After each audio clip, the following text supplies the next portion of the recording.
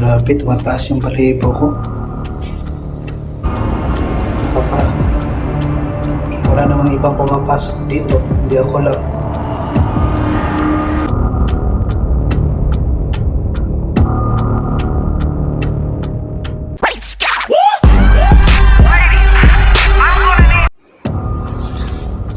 Grabe, tumataas yung balahibo ko.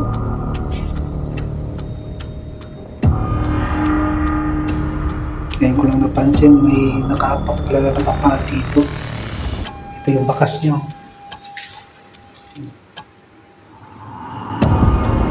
Baka pa, wala namang ibang pumapasok dito, hindi ako lang.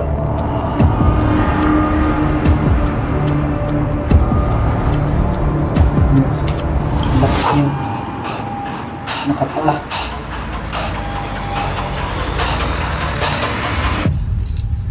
Wala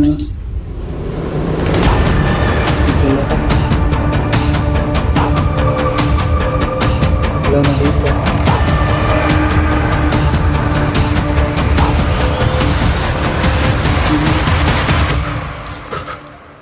Hindi ko alam kung saan siya papunta. Ito yung paa niya. Wala na dito.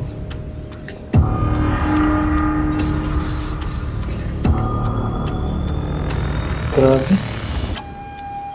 Mataas yung balahibo ko. Ano? Ano yung paa niya?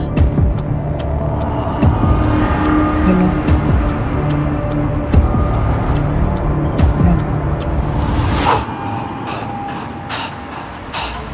Apat na paa. Mataas yung balahibo ko.